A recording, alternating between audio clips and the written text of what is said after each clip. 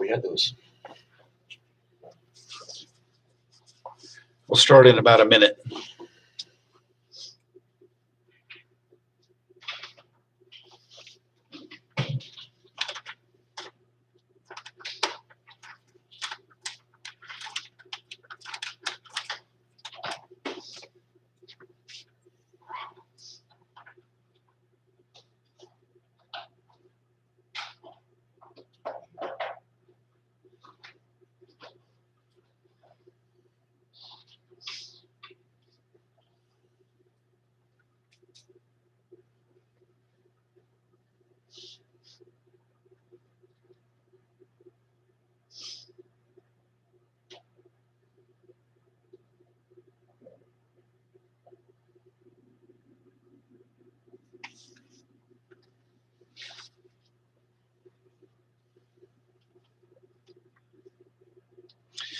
Today we'll cover section 8.3 on rational exponents.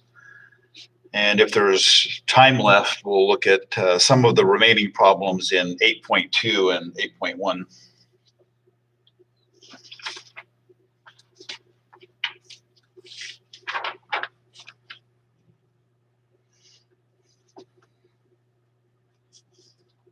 Okay, on rational exponents, radicals can be written in rational exponent form. A rational exponent is an exponent that is an ordinary fraction in lowest terms. The properties of exponents that we studied in section 5.2 also apply to the rational exponents. And here's our first definition. If we let n be a positive integer, then the nth root of a can be written as a to the exponent 1 over n. So you can see that the exponent is a fraction, 1 over n. N is the index of the radical, and it's also the denominator of the fraction in the exponent.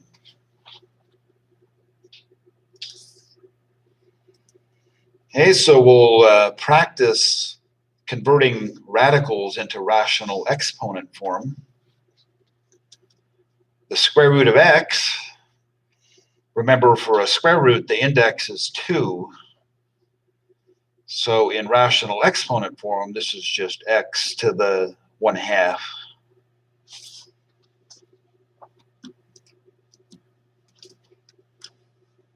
The cube root of 15, or the third root of 15, convert this radical into rational exponent form.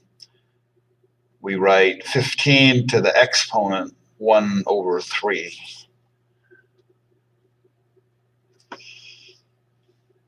The fourth root of n,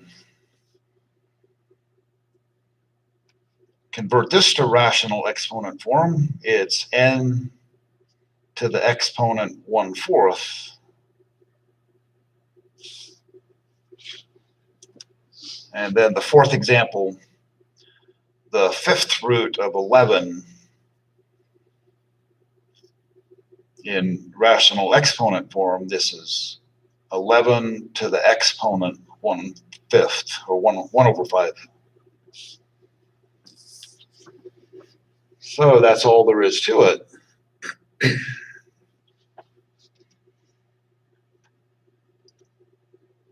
Okay, now we'll do it in the reverse order. Convert the following expressions that are in rational exponent form to radical form. Okay, so 17 to the 1/2. The exponent is 1/2. The denominator is 2. So the index of the radical is 2. And 17 is the radicand.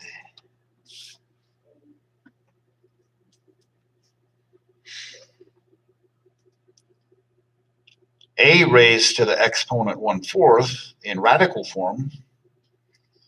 Well, we have a radical symbol. The denominator of the exponent is 4, so the index of the radical is 4. And the radicand is A.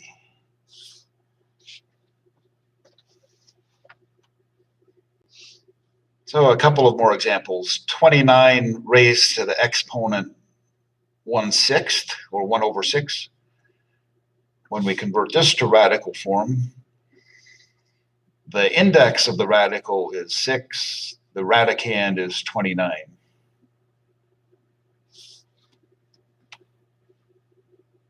And then y to the 1/3 in radical form.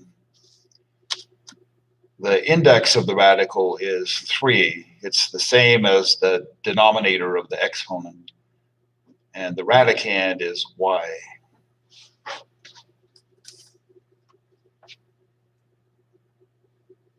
I'll point out one more thing in these 8 examples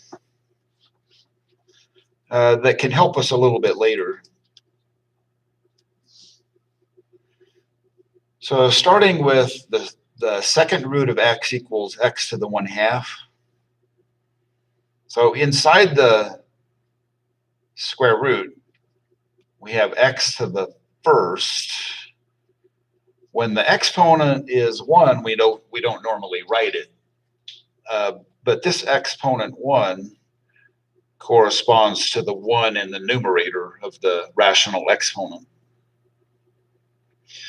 And the same is true for all of the other ones. The third root of 15 to the first is 15 to the 1 divided by 3. The fourth root of n to the first is equal to n to the 1 divided by 4. And so on. So when we convert from rational exponent form to radical form, this one, 17 to the 1/2, the denominator 2 is the index of the radical. The radicand is 17 to the first power.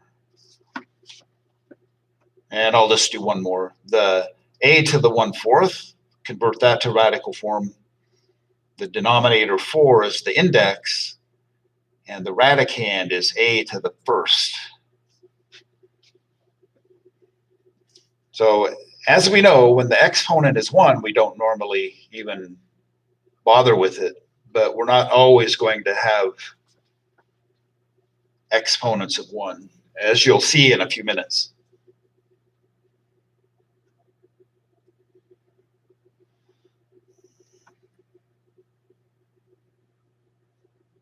Okay, the next group of expressions,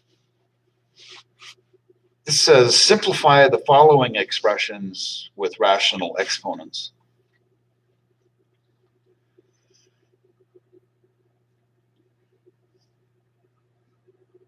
So note the directions do not say convert to radical form.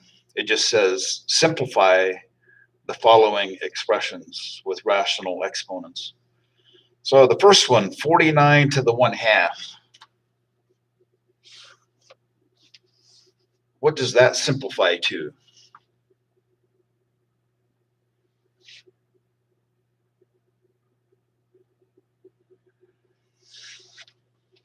Well, 49 to the 1/2, if you did convert it to a radical form, which is not necessary, but if you did, this would be the second root of 49, or the square root of 49. But we can simplify the square root of 49. 7 squared. 49 is 7 squared, and so the square root of 7 squared is 7. Right, the square root of 49 is 7.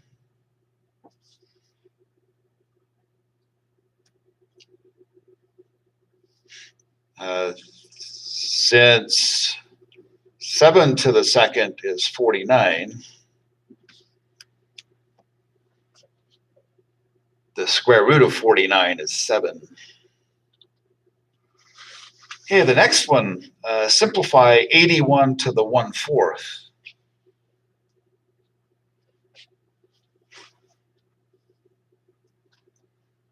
That's equivalent to the 4th root of 81.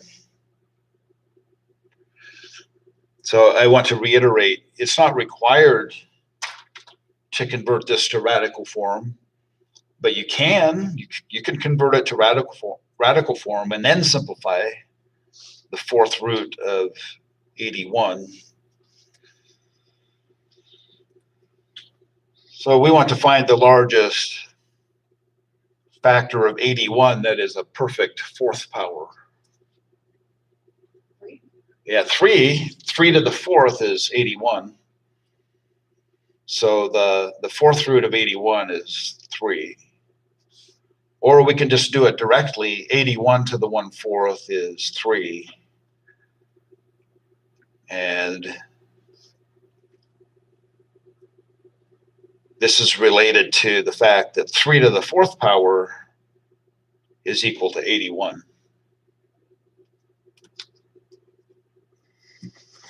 Hey, the next one, 32 to the 1/5.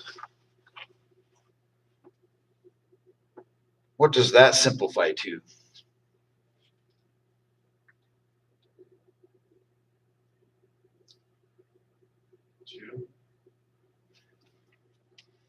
Yeah, 32 to the 1/5 simplifies to 2, since 2 to the 5th is equal to 32. 2 to the 5th, 2 times 2 times 2 times 2 times 2.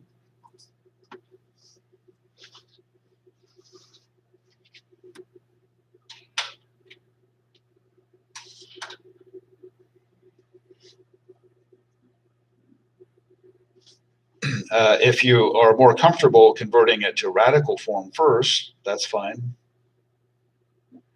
It's not necessary, but the 5th root of 32 is 2. And then 64 to the 1/3. What does that simplify to?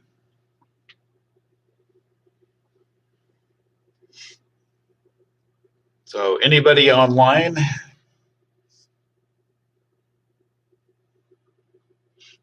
Go ahead and type the answer.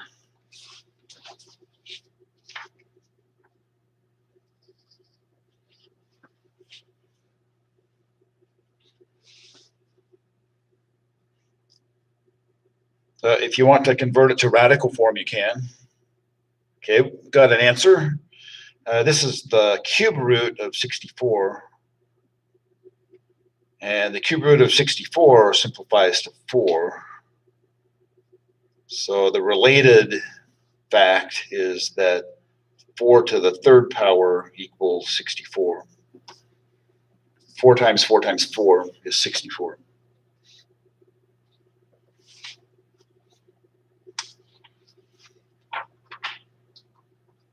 All right, make sure you practice problems like that so that you become proficient with converting from rational exponent form to radical form and vice versa.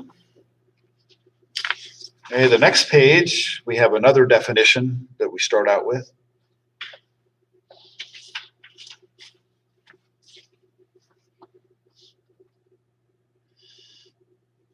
Okay, this definition, the nth root of a to the m.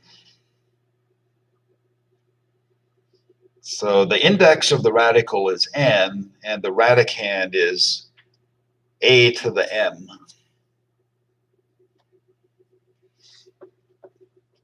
So we can, when converting it to rational exponent form,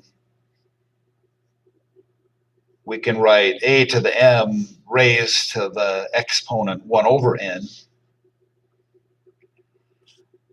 And then if we use a property of exponents that we learned in chapter 5, we can multiply those exponents. So 1 over n times m is m over n. So we can also rewrite the nth root of a to the m in rational exponent form as a to the m over n. And then there's another way to write it. A to the m over n, we can write it as a to the 1 over n raised to the m.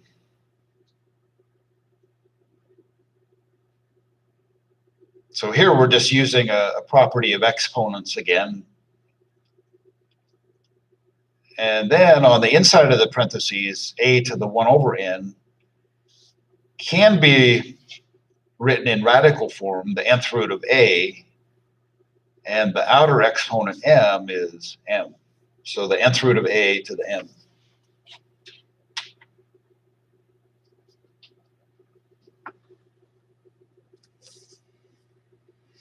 Okay, each one of those is equivalent to the other 4.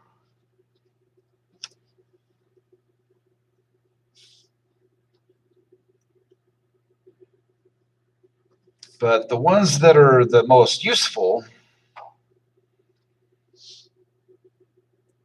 a to the 1 over n to the m, that's going to be useful when simplifying.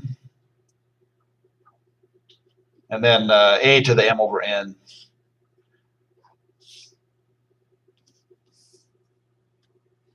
This one, a to the m to the 1 over n, although it's correct, as you'll see, this is the more difficult to work with, just because the numbers become, I guess, less difficult to work with in that form. But you'll see as we go.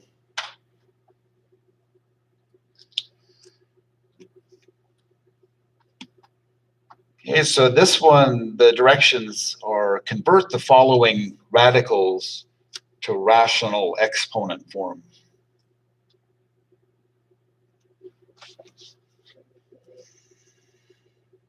Okay, so the 7th root of x to the 4th, we can write this as x to the 4th to the exponent 1/7.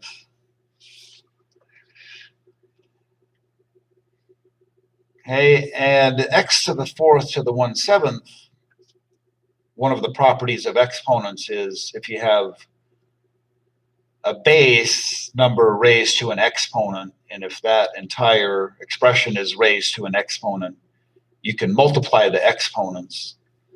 And so 1/7 times 4 is 4/7. So if we're going to convert this from radical form to rational exponent form, this is the form that we want to end up with, x to the 4/7.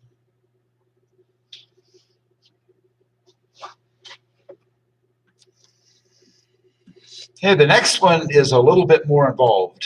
This is the 4th root of 2 times y.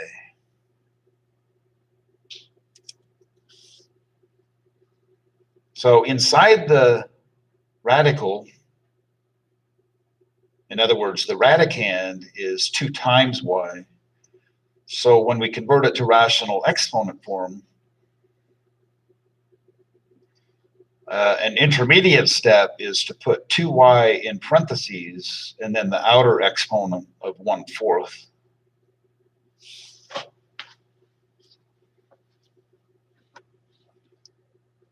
So inside the parentheses, we have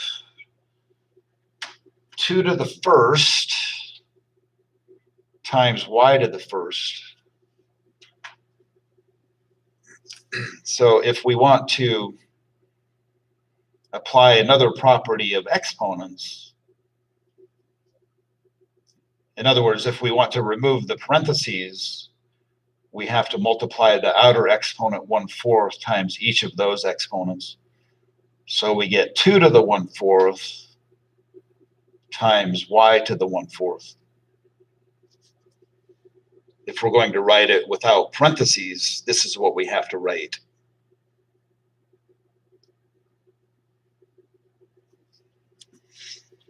Okay, the next one, the 5th root of 12 times w to the 2nd. Convert this to rational exponent form. So we write parentheses 12 times w to the 2nd, and then the outer exponent is 1/5. So we're thinking of 12 as 12 to the 1st.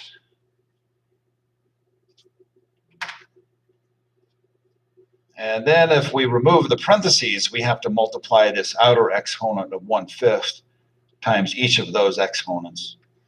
So we get 12 to the 1/5 times w to the 2/5.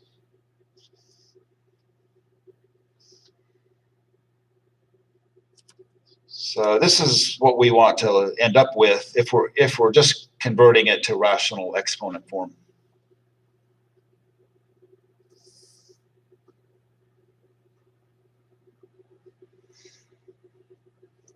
Okay, the next group of examples. Now we're converting the following expressions that are in rational exponent form, and we're going to convert them to radical form. Okay, the first one is not too bad. We can do an intermediate step.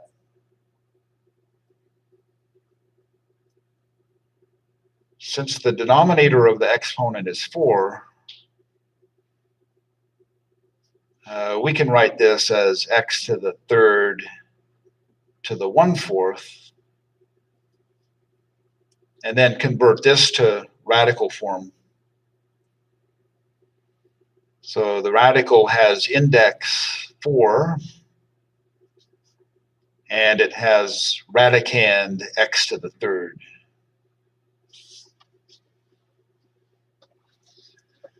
So this is probably the preferred radical form, but it's not the only radical form.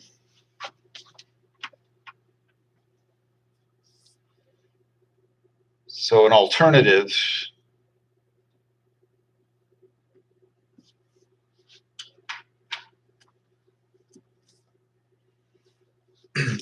if we think of x to the 3/4 as x to the 1/4 to the 3rd, then on the inside of the parentheses, convert x to the 1/4 to the radical with index 4 of x and outer exponent 3.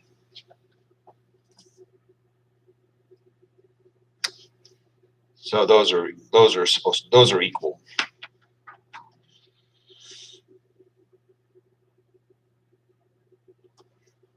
Okay, but in my opinion, this one is the preferred form.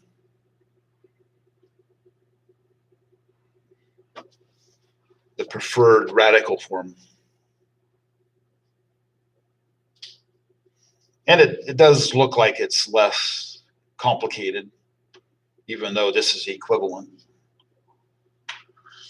Okay, the next one. So on this one,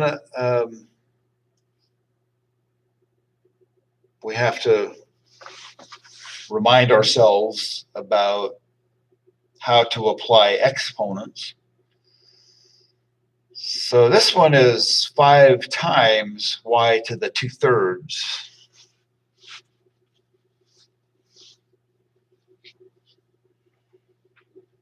The exponent 2/3 applies to y, but it does not apply to the factor 5. That's what you have to be careful about here. So we can emphasize that by writing it as 5 times y to the 2/3. The exponent 2/3 applies to y. It does not apply to 5.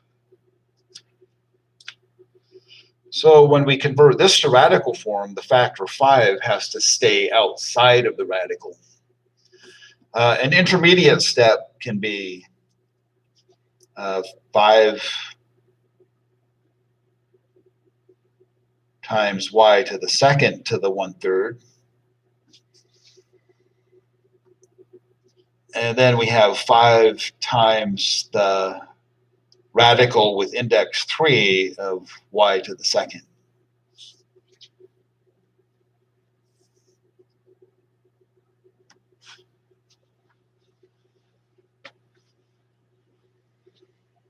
Okay, the next one, this time we have 5y in parentheses to the 2/3. So 5 times y in parentheses to the 2/3. This time the exponent 2/3 applies to the factor 5 and to the factor y.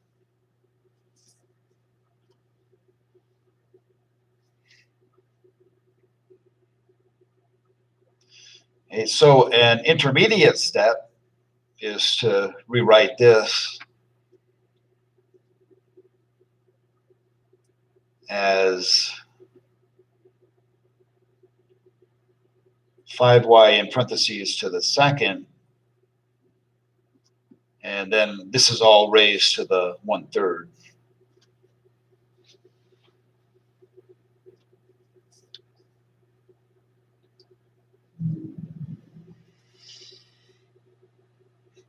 So inside the outer set of parentheses, we have 5y in parentheses to the 2nd. We can evaluate that.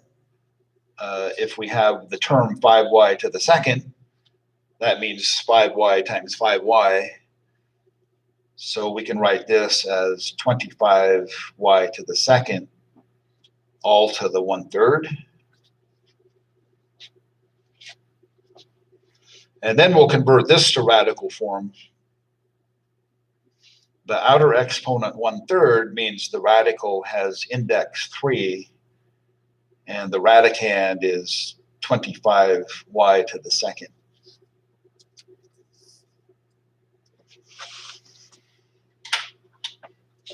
Okay, so an important detail here, when simplifying 5y to the 2nd, you have to make sure that you not only square y, but you square 5. So you get 25y squared inside the radical.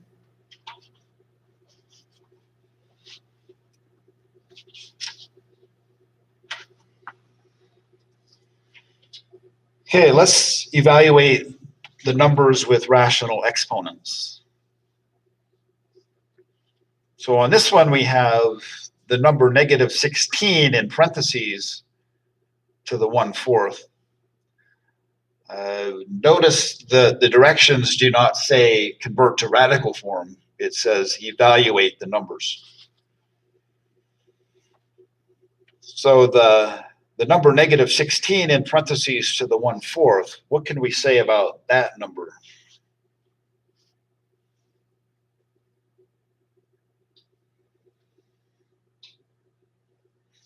So even though rational exponents is a new topic as of today, we did encounter this situation in radical form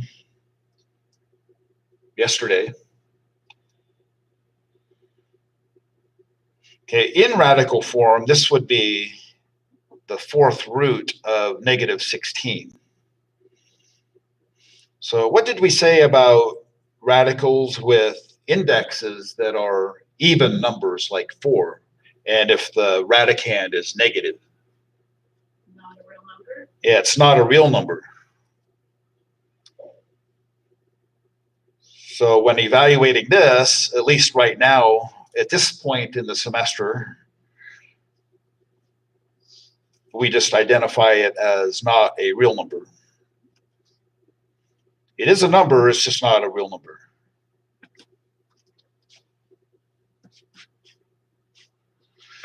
All right, the next one, it looks similar to the previous example, but it means something different. This is the negative of 16 to the 1/4, as opposed to negative 16 to the 1/4.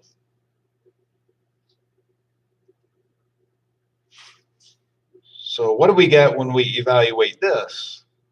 It's the negative of 16 to the 1/4. So this is equivalent to writing -1 times 16 to the 1/4.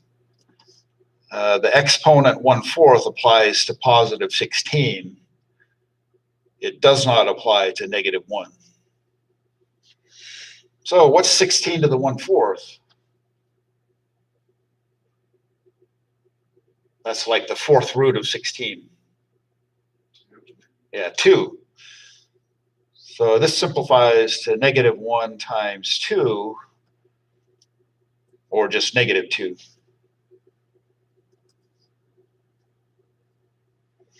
Okay, so make sure you notice a set of parentheses, or the absence of parentheses, makes a difference.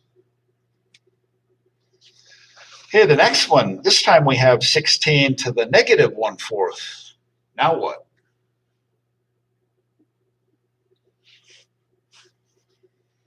So we remember, well, we're going to recall a property of exponents.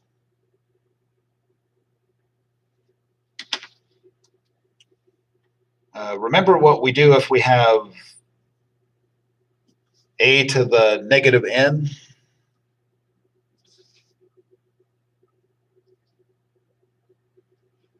We write that as 1 over a to the positive n. So here we have 16 to the -1/4. So we think of this as 1 over 16 to the positive 1/4.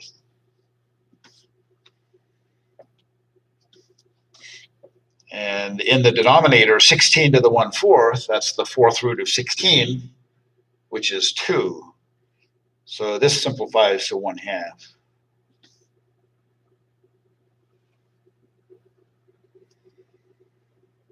Okay, in the next one, we have 32 to the -2/5.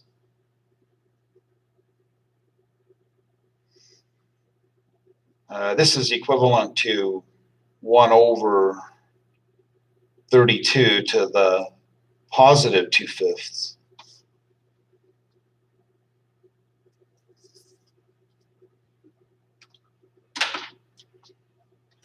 So as an aside,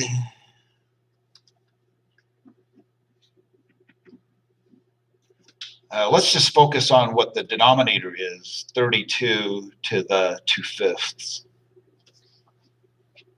and work on simplifying this.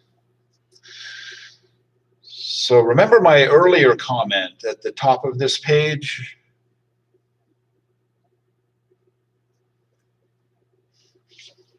Now, if we have something a to the m over n, a useful form is this one, a to the 1 over n to the m. This is useful for simplifying terms with rational exponents. Okay, I'll illustrate why that's the preferred form.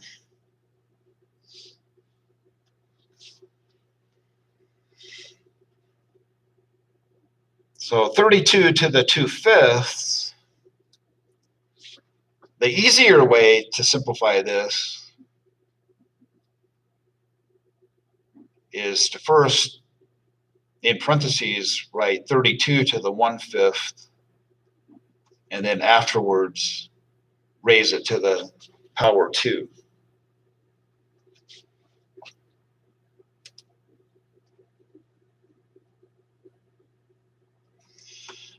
And we saw 32 to the 1/5 before, yesterday, I think. 32 to the 1/5 is the 5th root of 32, which is 2. So 32 to the 1/5 is 2, and then 2 to the 2nd is 4.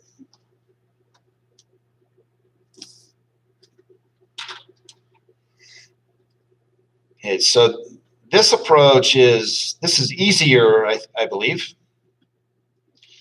than the alternative.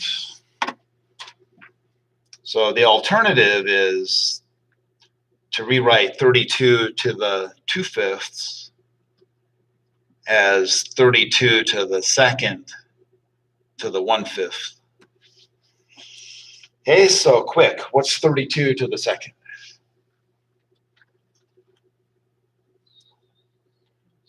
Oh, it's what, 964 or something like that? And then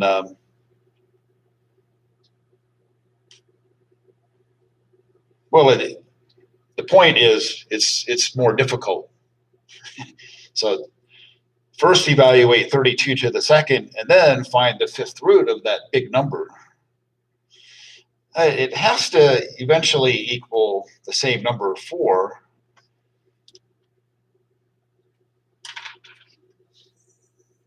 But I'm trying to get the point across that evaluating 32 to the 1/5 first and then squaring it is easier than squaring 32 and then finding the 5th root.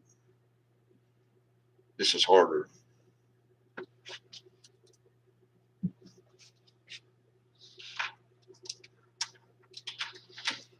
All right, let's move on to the next page. So here we'll apply properties of exponents.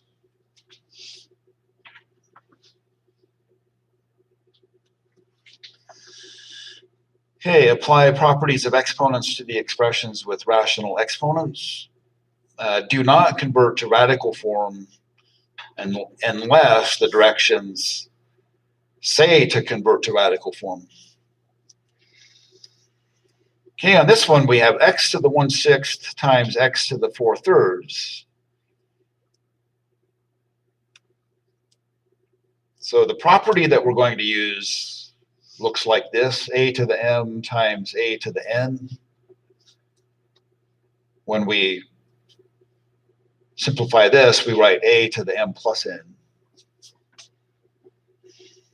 So here we have x to the 1/6 times x to the 4/3.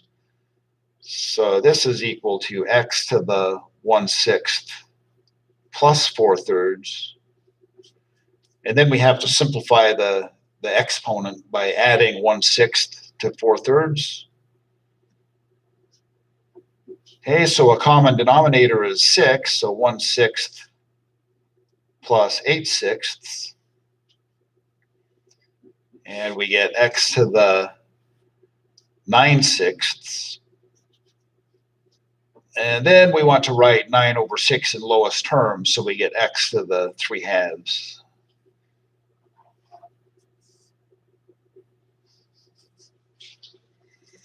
Okay, for the next one, we have x to the 6th raised to the exponent 4/3. So this time we're going to apply the property, this property of exponents. If you have a to the m to the n, we can multiply the exponents and write it as a to the m times n. Okay, we'll apply that property here. X to the 6th to the 4/3, we can write this as x to the 6 times 4/3.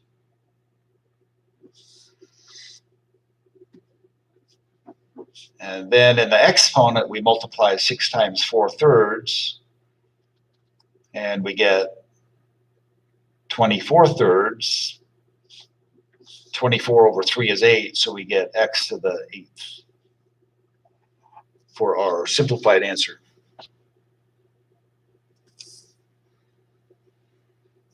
In the next example, we have a quotient, x to the 2/3 divided by x to the 5/3.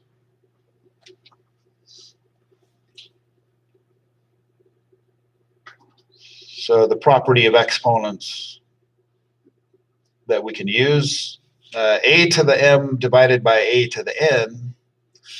One way to write it is a to the m minus n, and put a to the m minus n in the numerator. But we could also write 1 over a to the n minus m. These are all equivalent. So how do we know which one of those we want to use? In the end, we want a positive exponent. So if m minus n is negative, well, we know how to make it positive, but you could do that directly. If the exponent of the term in the denominator is bigger than the exponent of the term in the numerator, you can use this form. But even if you use this one, you can still convert the negative exponent to a positive exponent. So either way, you should get the correct result. So we can do this one in two ways. Let's write this as x to the 2/3 minus 5/3. 2/3 minus 5/3 is negative 3/3, which is -1. And then x to the -1 should be written as 1 over x to the +1, or just 1 over x.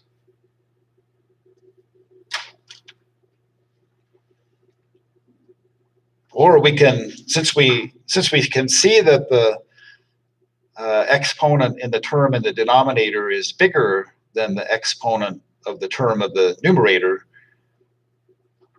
we can just write this as 1 over x to the 5/3 minus 2/3, which is 1 over x to the +3/3, or 1 over x to the first, or just 1 over x. Okay, so the point is, regardless of how you begin, you should end up in the same place.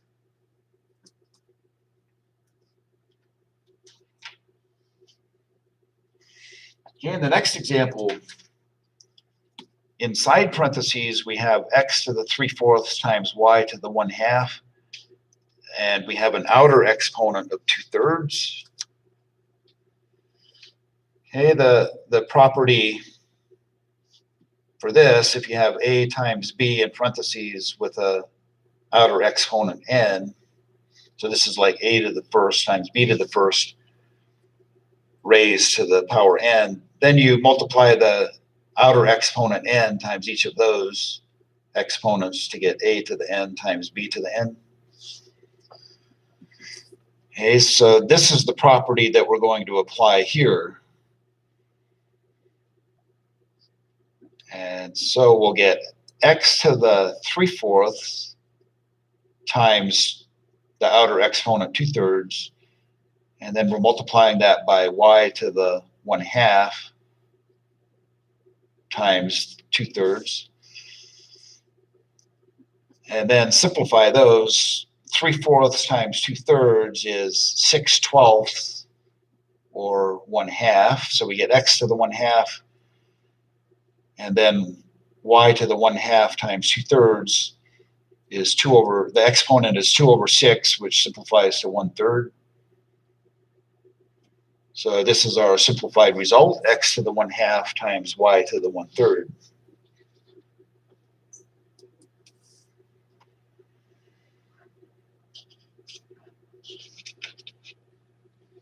Okay, in the next example,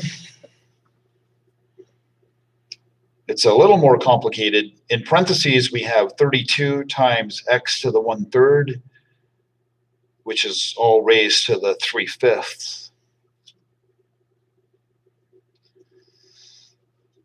So you can think of 32 as 32 to the first.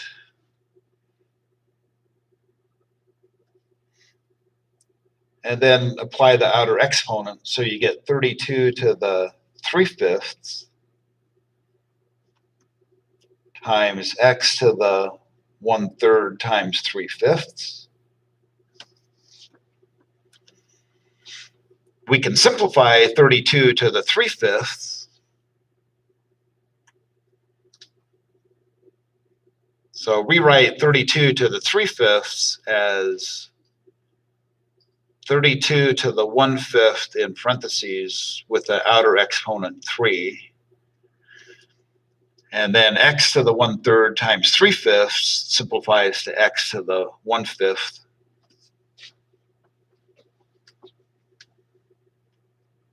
"32 to the 1/5 simplifies to 2, so we have 2 to the 3rd times x to the 1/5.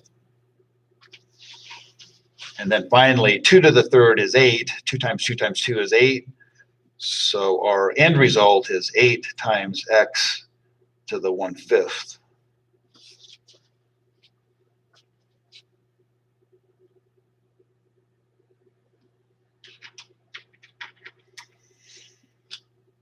Okay, an alternative.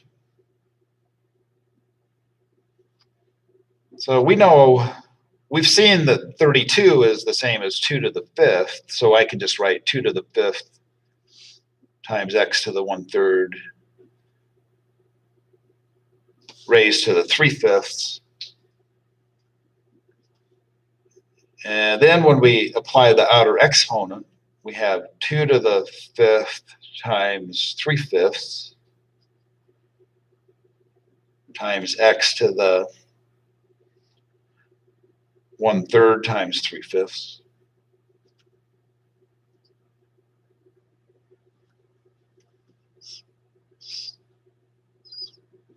Okay, so 2 to the 5/1 times 3/5 is 15/5, or 2 to the 3rd.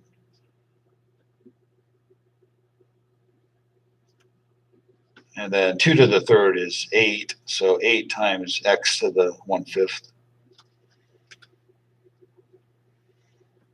Either way that you do it is okay.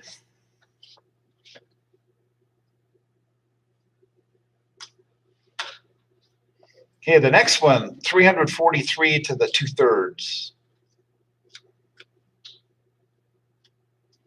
So what form should I write this in? If you believe my claim that one form is preferred over another. 343 to the 2/3.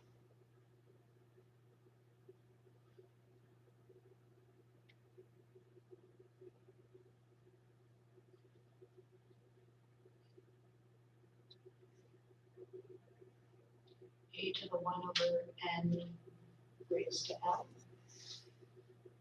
Yeah, my preferred form, if you have a to the m/n, in general, things seem to be easier if you write this as a to the 1/n to the n. You don't have to do it just because I think it's more convenient. In my opinion, this is the more convenient form.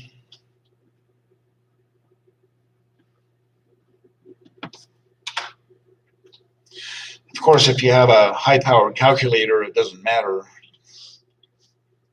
But we want to learn some things without having to always rely on a calculator.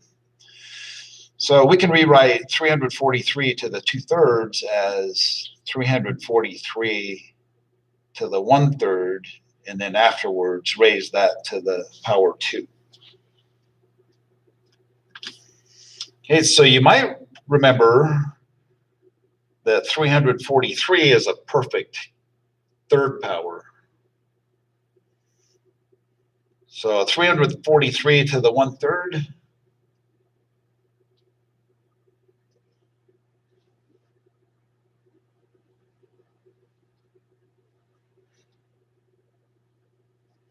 Yeah, 343 to the 1/3 is 7.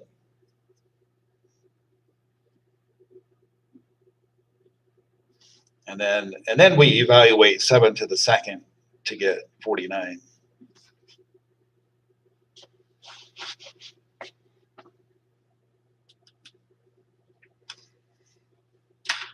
So recall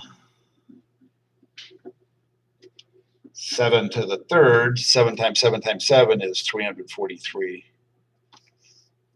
So we refer to 343 as a perfect cube, one of the infinitely many perfect cubes.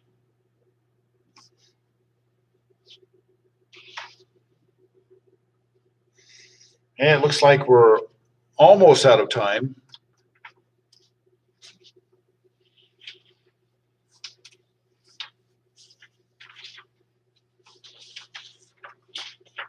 So I have a few seconds.